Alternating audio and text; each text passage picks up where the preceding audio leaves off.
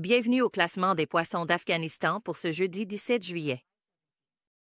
Plusieurs médias britanniques ont rapporté qu'après la publication et la fuite en 2022 de la liste des collaborateurs afghans avec les forces britanniques, le Royaume-Uni avait secrètement inclus des milliers d'Afghans de cette liste et les avait transférés dans le pays. Après la publication de ces informations, certains membres des talibans ont déclaré au journal britannique The Telegraph que la diffusion de cette liste les avait aidés à identifier et à retrouver ces personnes. Veuillez prêter attention à ce reportage exclusif sur le sujet. Les informations personnelles de près de 19 000 personnes qui avaient demandé à être relocalisées en Grande-Bretagne après la prise de contrôle de l'Afghanistan par les talibans ont été accidentellement divulguées par un responsable britannique en février 2022. Les informations divulguées comprenaient les noms, les numéros de contact et les détails familiaux de personnes probablement en danger face aux talibans.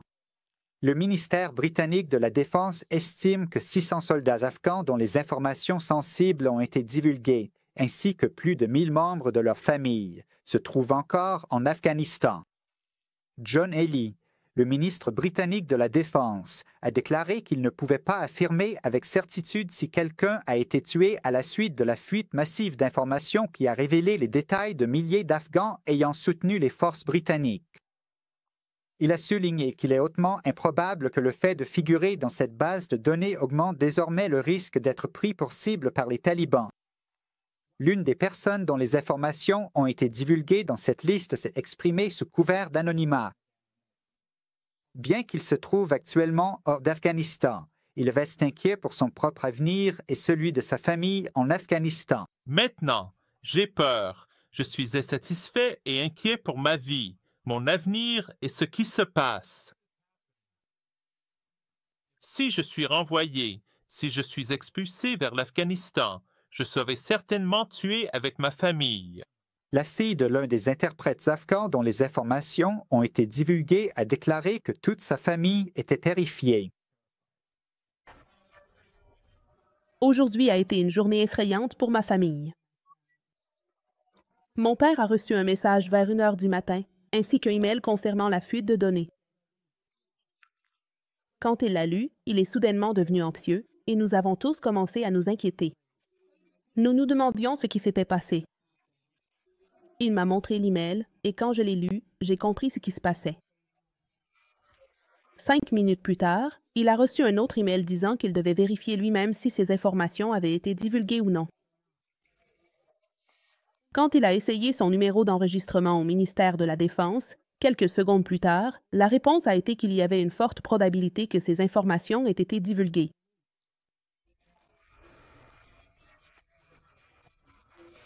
Il s'est immédiatement mis à trembler et est devenu paniqué. Nous avons rapidement appelé son médecin au service de santé mentale pour anciens combattants et elle lui a appris quelques techniques à pratiquer. Il souffre gravement de troubles de stress post-traumatique et s'est actuellement isolé à l'étage de sa maison. Après que les informations de ces 19 000 Afghans ont été publiées sur le réseau social Facebook, l'ancien gouvernement conservateur britannique a pris connaissance du problème en août 2023. L'ordonnance spéciale du tribunal qui interdisait de rapporter la fuite de ces informations a été levée mardi cette semaine. Le juge Chamberlain, qui a émis cette ordonnance, affirme qu'une enquête interne du ministère britannique de la Défense a montré que les talibans ont probablement déjà accès aux informations clés et que confirmer leur existence ne devrait pas augmenter significativement le risque. John Healey, le secrétaire britannique à la Défense, que la levée de cette ordonnance permet une couverture complète et une enquête approfondie. Ben Wallace, l'ancien secrétaire à la Défense, a déclaré que l'objectif de l'ordonnance du tribunal était de protéger les citoyens afghans et non le gouvernement conservateur.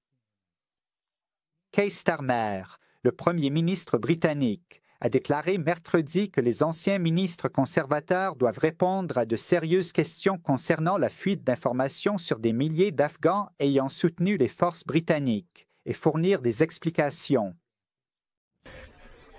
Nous avions déjà mis en garde contre la gestion de cette politique par le Parti conservateur. Lundi, le ministre de la Défense a exposé l'ampleur totale des défaillances que nous avons héritées, une fuite massive de données, une ordonnance judiciaire confidentielle et une opération secrète qui a déjà coûté des centaines de millions de livres. Les ministres qui ont servi dans le gouvernement du parti d'opposition doivent désormais répondre à de sérieuses questions sur la façon dont ils ont pu laisser tout cela se produire. Mardi, le gouvernement britannique a envoyé un courriel aux personnes dont les informations avaient été divulguées, leur demandant d'agir avec prudence, de prendre des mesures telles que la protection de leurs activités en ligne et de ne pas répondre aux messages provenant de sources inconnues. Mardi, le ministre britannique de la Défense a déclaré au Parlement que la personne responsable de la fuite n'occupait plus ce poste et a présenté des excuses sincères au nom du ministère de la Défense. Cependant, les responsables britanniques n'ont pas encore précisé si la personne responsable de la fuite avait fait l'objet de mesures disciplinaires. Le chef du Parti conservateur a également présenté des excuses au nom de son parti, suite à la fuite des informations de ses Afghans. 9 mois plus tard, le gouvernement britannique a lancé un plan secret pour réinstaller ceux dont les données avaient été exposées. Jusqu'à présent, 4 500 personnes sont entrées en Grande-Bretagne grâce à ce programme. Le transfert de 19 anciens collègues des forces britanniques et de 3 600 membres de leur famille dans le cadre de ce programme a coûté environ 400 millions de livres sterling, le coût final étant estimé à 850 millions de livres. Une organisation de défense des droits humains active en Iran affirme que l'arrestation de Sarah Gohari, une étudiante afghane en sociologie à l'Université de Téhéran, s'inscrit dans la politique délibérée de l'Iran visant à faire taire les voix et à réprimer les récits indépendants. Cela concerne le traitement des migrants afghans et leur situation. Avant son arrestation, Sarah Gohari avait annoncé sur sa page Instagram qu'elle avait l'intention de se rendre dans la région frontalière de Tebad pour mener des recherches indépendantes sur la situation des migrants afghans. Veuillez prêter attention à notre reportage exclusif sur ce sujet. L'Organisation de défense des droits humains ONGAW affirme que l'arrestation de Sarah Gohari, une étudiante afghane en sociologie à l'Université de Téhéran, s'inscrit dans la politique délibérée de l'Iran visant à faire taire les voix et à réprimer les récits indépendants. Il s'agit de la façon dont les migrants afghans sont traités et de leur situation. Gila Mostajeh, membre du conseil d'administration de cette organisation iranienne indépendante basée en Norvège, a déclaré mercredi 16 juillet que cette affaire serait liée à un projet de recherche que Sarah Gohari devait mener sur la situation des migrants afghans à la frontière de Tebad.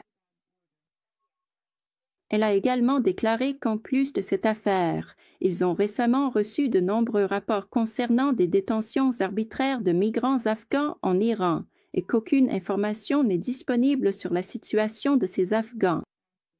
C'est clairement une partie d'une répression systématique contre les migrants afghans qui, bien sûr, est destinée à rester discrète. Avec quelle brutalité l'Iran expulse et renvoie illégalement, massivement et avec violence, les réfugiés vers l'Afghanistan. Et quels crimes sont commis à ces frontières, dans les camps installés pour la détention temporaire et l'expulsion de ces personnes vers l'Afghanistan? Quels crimes se produisent dans ces endroits? Madame Mostajeh a également signalé la disparition de Golniza, une jeune migrante afghane de 15 ans en Iran, en précisant qu'aucune information n'est disponible sur son sort et que leur enquête à ce sujet est en cours.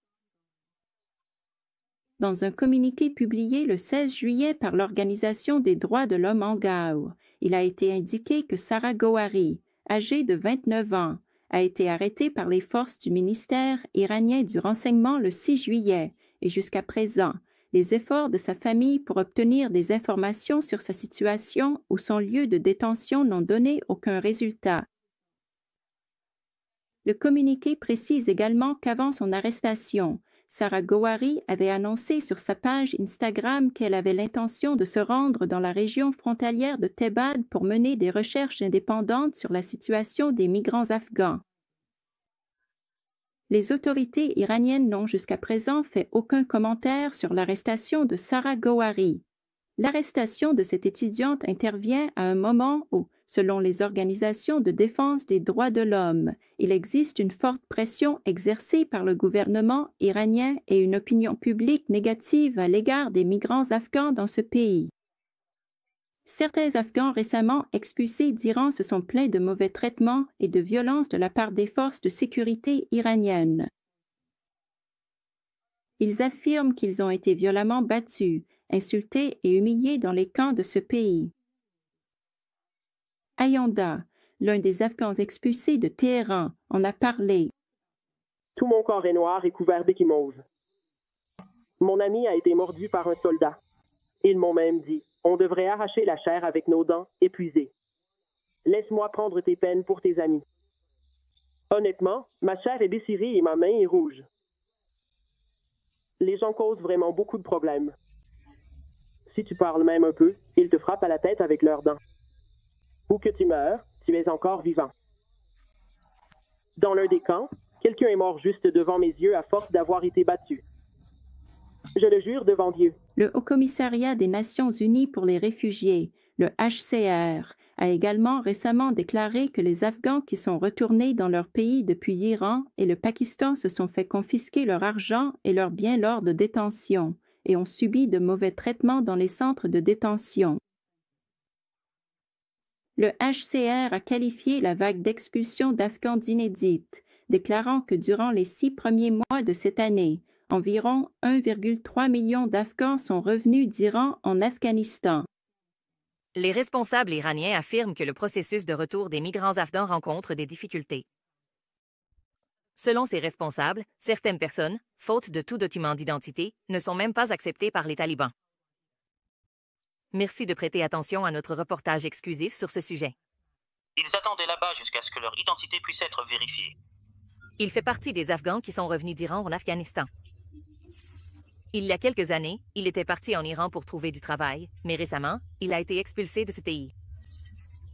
Lui, qui a préféré garder l'anonymat en raison de la sensibilité du sujet, a déclaré que les talibans inspectent les Afghans de retour et interrogent certaines personnes pendant des heures parce qu'elles n'ont pas de carte d'identité. Où est ta carte d'identité? J'ai laissé mes 2 cartes d'identité à la maison. Nous, moi et mon frère, sommes passés par des routes de contrebande parce que l'Iran nous avait donné un travail. Ils vérifient cela lors de l'inspection. Ils nous ont inspectés. Après cela, pour les raisons qu'ils avaient, j'ai vu jusqu'à 3 familles qui n'avaient ni carte d'identité ni autres documents. Ils ont aussi examiné la situation pour voir d'où venaient ces personnes. J'attendais 1 heure, 2 heures, parfois même jusqu'à 3 heures. Ce problème, en plus de toucher ceux qui sont retournés en Afghanistan, inquiète aussi les Afghans qui vivent en Iran depuis plus de 20 ans et dont les enfants n'ont pas de documents d'identité afghans ou de carte d'identité. Nassir Ahmad, l'un de ces Afghans dont les 4 enfants sont nés en Iran, a déclaré à ce sujet. Aucun de mes 4 enfants n'a de carte d'identité. 3 d'entre eux sont nés en Iran. Je crains qu'ils aient des problèmes à cause de cela. Étant à la frontière, j'ai peur qu'ils se retrouvent dans des ennuis. Si quelqu'un essaie de se séparer d'eux, si un problème survient, on commence à s'inquiéter. Par ailleurs, Sayed Malek Hosseini, le vice-ministre de l'Entrepreneuriat, du Développement et de l'Emploi au ministère iranien de la Coopération, du Travail et de la Protection sociale, a déclaré que le processus de retour des migrants afghans rencontre des difficultés.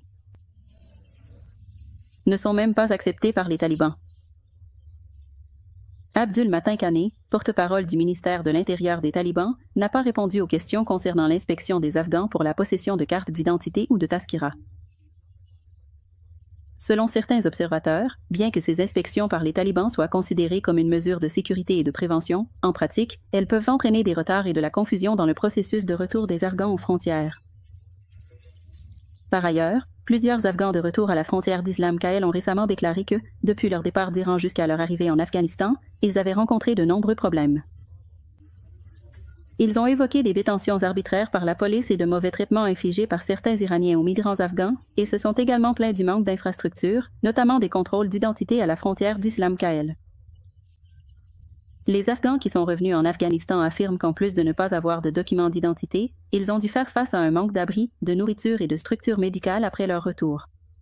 Malgré l'insistance répétée sur ces problèmes, personne n'a pris en compte leurs difficultés.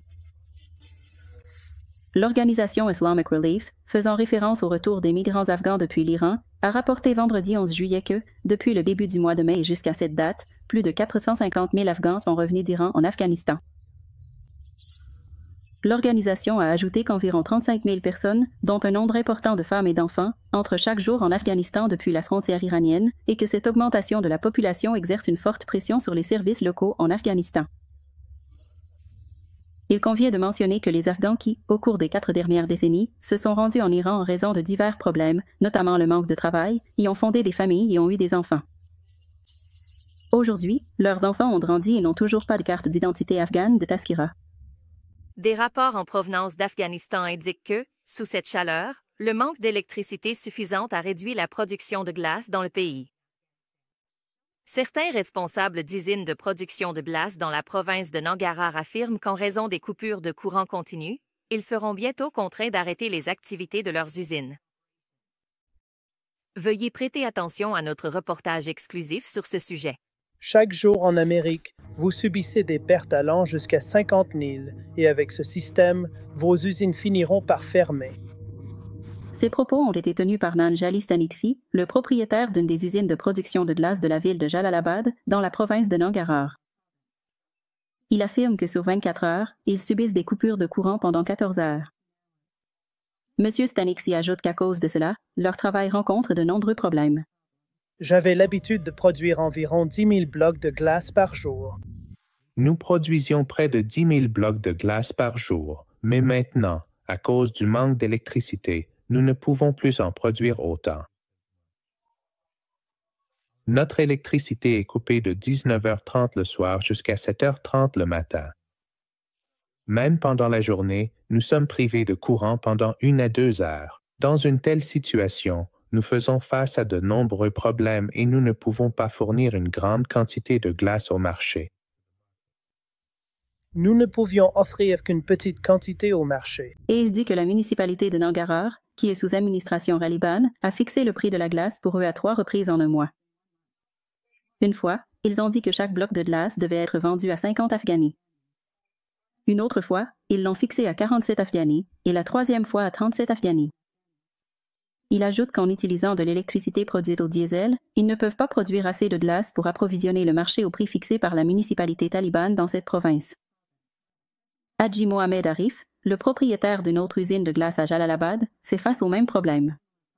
Il nous avait promis 10 heures d'électricité sur 24, mais maintenant même ces 10 heures ont été réduites à 8. Le manque d'électricité a provoqué une pénurie d'énergie à Jalalabad et dans les districts environnants. Le principal problème, c'est qu'il n'y a pas d'électricité. Le syndicat des propriétaires d'usines de glace à Nangarhar confirme également ce problème. Sanjar Maman, le chef de ce syndicat, a déclaré: En ce moment, l'électricité suffit juste à faire fonctionner les pompes à eau. Actuellement, nous avons 8 heures d'électricité et 14 heures de coupure. À cause de cela, notre production a diminué. Avec les générateurs, nous ne pouvons pas produire autant de glace qu'avec l'électricité. Les générateurs surchauffent aussi. Dans cette situation, le prix de la glace augmente également. Le prix augmente aussi. Selon lui, il y a actuellement 37 usines de production de glace en activité à Nangarhar qui produisent ensemble environ 90 000 blocs de glace par jour. D'après les informations du syndicat des propriétaires d'usines de glace de Nangarhar, le mardi 24 Saratan, chaque bloc de glace se vendait 47 Afghani sur le marché de Nangarhar.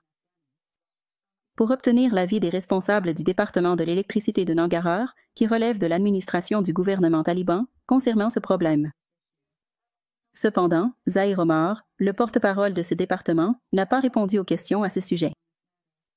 Auparavant, dans d'autres régions également, les propriétaires d'usines avaient qualifié le manque d'électricité de véritable obstacle à leur production.